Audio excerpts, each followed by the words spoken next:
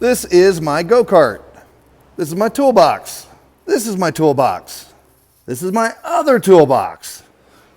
Those are the toolboxes I take to the racetrack when I take my kart racing. However, you don't need all those toolboxes.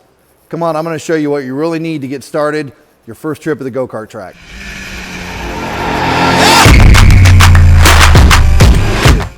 Hey everybody, what's going on? TJ here from Midlife Racing Crisis. You know, you saw all those toolboxes, my big blue roll-around toolbox. I have my stationary toolbox. I've got tools on my trailer. And you know what? I don't need all that stuff to take my go-kart to the racetrack. I take it because it's convenient. I have the space to drag all that stuff back and forth. And every once in a blue moon, I'll crack open a drawer that I haven't touched in months for that one special tool that makes a job a little bit easier. So, what we're going to do in this video is we're going to cut through all that stuff that you don't need, and we're going to focus on what do you need in your toolbox for your very first trip to the go-kart track with your new go-kart. We're going to head over to Harbor Freight Tools, and through the magic of editing, you got to love editing, right? Let's go inside. But at the shooting of this video, which is mid-November in central Indiana, our racing season starts here in mid-March. So right now is the exact time to start getting ready to go. Now, first thing I would recommend is if you plan on racing in the spring, you're going to spend a lot of money on your kart, your engine, clutch, and you know, the actual race kart itself. So rather than adding to that list of things you have to buy, start purchasing things as you can, the smaller dollar items. Now this right here, this is the, zoom in on it here, this is the Pittsburgh 130-piece toolkit. As we can look on here, you can see it's got a basic set of metric and standard sockets. Shallow, same thing with the wrenches, a pair of vice grips, some screwdrivers up here, and some other little odds and ends, and Allen wrenches. This is a good starting place. You're going to spend about 45 bucks, $44.99. This is a good place to start. We'll zoom in. Here's a little better look at everything that comes in it. This is a great place to start. There are a few things we're going to add to this, but as you can see, at under $50, you know, we're not talking about a tremendous amount of money and it will get the job done. Let's go see what else we can find. And you can see here, you're looking at $9.99, so $10 a piece. So there's another $20. So right now we're up to right around $70 before sales tax. Let's go find some other stuff. You're definitely going to need some deep well sockets. This is standard metric. I would suggest going with metric simply because almost every go-kart, competitive go-kart built in the last 25, 30 years is built metric. A lot of them are made overseas in Europe and Asia, Australia. They all use a metric system. Most of the nut and bolts you find on your go-kart are going to be metric. If they are not metric, you're looking at something that somebody probably swapped out at the racetrack or that's all they had. I would suggest converting that back simply because it makes working on your kart so much easier if you know everything's on there metric and you're not having to remember which was metric, which was standard. But I would definitely suggest getting a set of metric deep well. These are coded, which is nice. You don't have to have that. These run about $15. Let's see if we can find the other set there. I think that may be, here's some, okay. Yeah, it's the same price for the all chrome. So either one will work, so there's $15. So we're up there to what, about 75 bucks now. Let's see what else we need.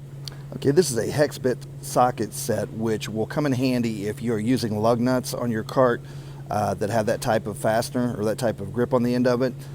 You'll either see this or you'll see just a regular standard nut. Definitely a good idea to have a set of these around. I think these right here are only 12 bucks. This is another really good idea. I'm not sure I would put it on the list of have to have, especially if you get the T-handles or the Allen wrench set that'll fit on the end of your ratchet. However, the T-handled hex key set I think is very important. So if it's not on the have to have list, I would definitely put it up there as one of the very first things you buy after you have your necessities. But I would definitely pick up a metric T-handled hex key set. As you can see here, we're looking at just under 8 bucks. We'll round up and we'll call it $8. Now, while your toolkit does come in a plastic container, I would suggest upgrading that. Again, this is all going to be dependent upon what you want to spend. You can go a little more high dollar, I guess, for lack of a better term, and get something made out of steel, something like this. 21-inch steel toolbox would be more than sufficient. If you want to go with plastic, you can use that as well. If you want to spend a little more money, you could go with something like this that had a few drawers, which is great for helping things keep organized. Now here's something that I have not seen before. However, this is what grabbed my attention. It's extendable, which means it looks like you twist this handle and you can lengthen this anywhere from all the way up to, I guess, 13.5 inches. And yeah, that sounds like a pretty neat idea. However, it has been my experience buying gimmick tools. I call these a gimmick tool simply because they are, they're not designed as a standard tool where, you either buy a short one and maybe you have a long one in your toolbox where you can extend this. I look at that and think that is something to malfunction, something that could break, something that would cause that tool to become inoperable. And we all know that when tools break, it doesn't happen when you're in the shop and you've got plenty of time to work on the project or whatever. This is going to happen in between races while you're thrashing around to try to fix something, and you need your ratchet handle and it's not going to work. So I would recommend staying away from any type of gimmick tool, anything extended hand or one wrench that'll fit 15 different size nuts and bolts. Those things just typically do not have much room in the world of motorsports and racing, and I don't consider them to be super safe.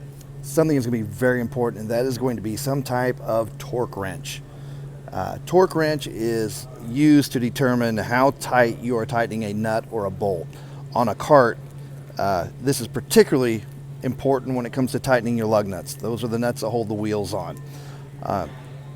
Dear friend of mine that I worked for, who was a championship race car owner, championship race car builder, race car driver, took a rookie test at the Indianapolis 500. This guy knew his stuff, and he drilled into my head when I worked for him, more damage is done by under tightening nuts and bolts than over tightening them.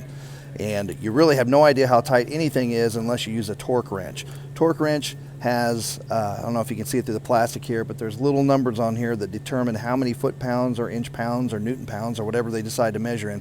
But essentially it gives you some type of scale to determine how tight you're tightening something. And again, over-tightening things will cause humongous problems, including the nut or the bolt breaking, which I've seen in a kart race where someone over-tightened a lug nut and it broke during the race and the wheel came off, and needless to say that was a bad situation. So you can grab one of these. They are, again, very inexpensive. We're looking at about $19. Air compressors are fantastic to have around the shop and even to take to the racetrack if you have a source of electricity. Most racetracks that I'm familiar with do not have random plug-ins for, in the paddock area anyway, at least for people to plug in things of this nature. So if you're traveling with a big trailer and you can take a generator with you, or you do like I do and have a motorhome that has a generator that supplies electricity, you might think about getting a air compressor. It doesn't have to be anything particularly large for a go-kart. Something like this little 3-gallon, I think they call this a pancake style, but they have this version, Harbor Freight version.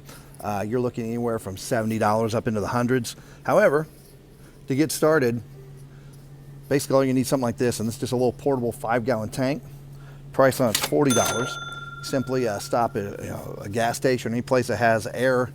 You would unscrew this, turn that valve to open it up, and you would fill it up with air, and that would be more than enough to get you through your typical single day racing. And if you're putting air in tires, you're going to need to know how much is in there. Go-karts do not have suspensions. We do not have springs, shocks, dampeners, things like that to adjust handling. So basically we have the tread width, which is how wide the front and rear tires are. We have the caster and camber angles that we can adjust to the front of the cart, and then we have the tire pressure. Now if you look at this one, I grabbed this one for a very specific reason because it only goes up to 60 pounds. So that whole dial there covers 0 to 60 pounds. Under most circumstances, you are going to be running somewhere in the 6 to 12 pound range, maybe a little higher than that in some classes, but you're never going to go anywhere near 60 pounds. The reason I picked this one is because it gives you the opportunity to make smaller incremental adjustments and be able to read it. If you look at this one, and I'm looking, I guess the other one they have is digital, but if you look at this one versus one that would go to 150 PSI in that same spread there, you're not going to be able to see those little half-pound changes. You're simply, the dial is not going to be large enough for you to see that tiny incremental change. Nice thing about this one too is it is only $8. So we got one more tool that we need. It's back at the shop. Here we are again through the magic of editing back in the shop. This is the other tool you will need. This is a chain breaker tool. What this allows you to do is separate chain and put it back together. The reason you do that is as you change the gearing on your go-kart, which will be done on a rear sprocket that is bolted to the back axle. As that sprocket gets bigger or smaller, you need to adjust the size of the chain, and you're going to use a tool just like this. Now, this will also allow you to put the chain back together and make it one complete piece, or you can use a master link like I do, and I've done a video on that, and you can go back through my archives to check that out. It's called the Great Master Link Controversy. Check that out, but you're definitely going to need one of these in your toolbox.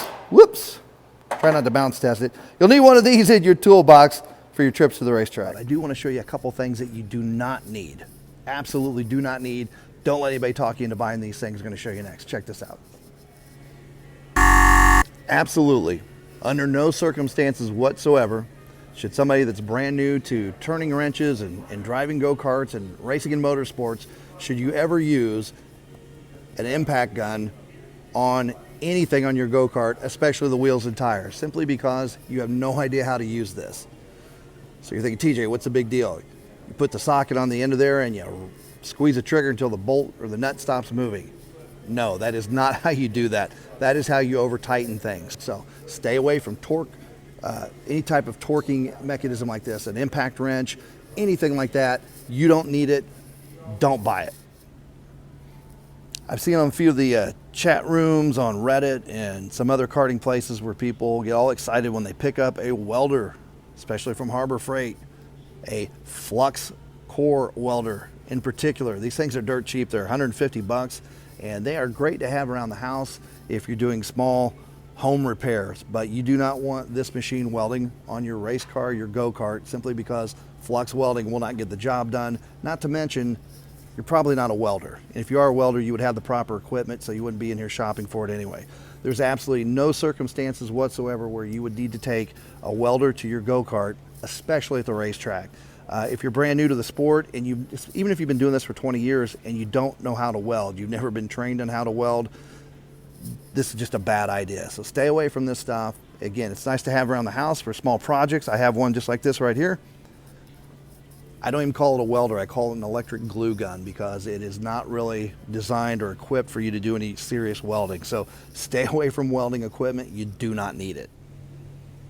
So that's pretty much the basics of what you do need and some of the things that you may think you need, but you don't. As you go through your preparations, you're going to find little things like this. I call this support equipment.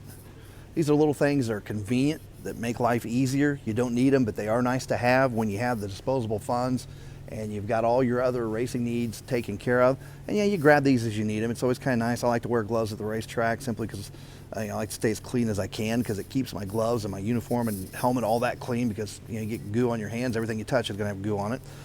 So it's nice to have the access to the gloves. It's nice to have some place to put your drink. But, all these things are nice, but they're not necessary. But these are things you accumulate after you've got all the stuff you need. You've got your cart, you've got your your budget lined out, you got a little extra. Sure, you can start adding some of this other stuff as you see it and as you need it. It makes life more convenient. It's certainly not necessary, but some of it is definitely nice to have around. One thing I almost forgot: funnels.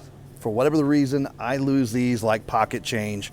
I never have enough of them around, but these come in handy if you are running a class, a 4-cycle class.